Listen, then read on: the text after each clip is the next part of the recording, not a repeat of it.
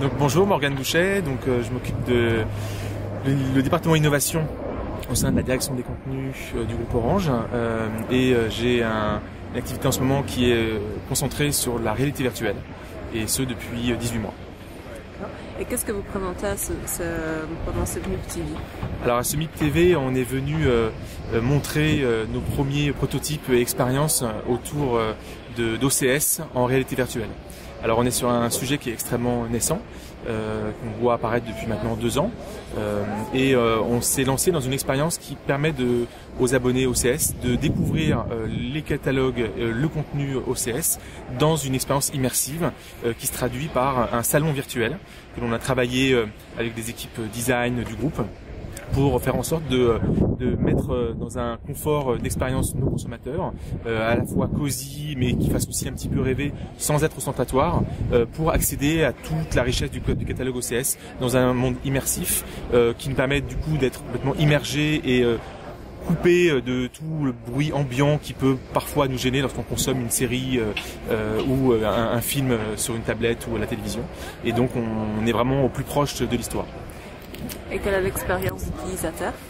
Alors l'utilisateur se connecte donc sur le projet. Alors, le projet OCS VR n'est pas encore lancé, il sera lancé au 3e trimestre l'expérience est de pouvoir, lorsque l'on est équipé d'un casque de réalité virtuelle, de automatiquement rentrer dans la version réalité virtuelle d'OCS et donc là découvrir ce salon virtuel qui est assez cosy, de pouvoir donc accéder à un écran géant qui va procurer une sensation d'expérience cinématographique comme au cinéma, avec le son aussi immersif qui représente une grosse partie de l'immersion et donc le client va pouvoir comme ça naviguer dans le catalogue sans l'utilisation de souris ou de divers éléments de navigation qui en fait se reposent uniquement sur la partie visuelle et du mouvement de la tête, puisque c'est le regard qui permet de viser et d'interagir avec le catalogue et de lancer la lecture des contenus. Avec une particularité qui est la suivante, puisque tout le décor immersif que l'on a créé va s'adapter aussi à la série que l'on va regarder. Par exemple, je choisis, on est le 25 avril où on est en septembre et je lance Game of Thrones, et bien tout d'un coup tout mon décor de mon salon se transforme au design et à l'environnement de Game of Thrones. Donc tout d'un coup il neige dehors, les lumières se sont remplacées par des lumières beaucoup plus tamisées, voilà. Donc on essaie de recréer vraiment un décor qui colle au plus proche du contenu que l'on est en train de regarder. Et quel casque vous avez choisi? Alors on a commencé nos développements et notre expérimentation sur les casques Samsung Gear pour leur facilité d'utilisation et de démonstration, puisque ça s'appuie sur un mobile.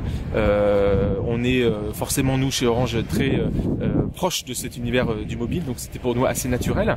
Ça ne veut pas dire pour autant qu'on écarte les autres casques. On discute avec des gens comme Sony PS4 pour voir comment on pourrait développer ce genre d'expérience sur Sony PS4, qui par ailleurs est distributeur d'OCS donc dans l'offre PS4, donc c'est assez naturel de voir ça, et puis qui procure aussi des expériences beaucoup plus immersives, puisqu'on va pouvoir évoluer physiquement dans ce salon virtuel et bouger dans la scène. Donc on travaille sur aujourd'hui ces deux casques là, mais on n'écarte pas du tout les autres casques. L'idée c'est de pouvoir adresser tous nos clients OCS et quel que soit leur appareil. Par rapport au Netflix qui développe et propose logiciel.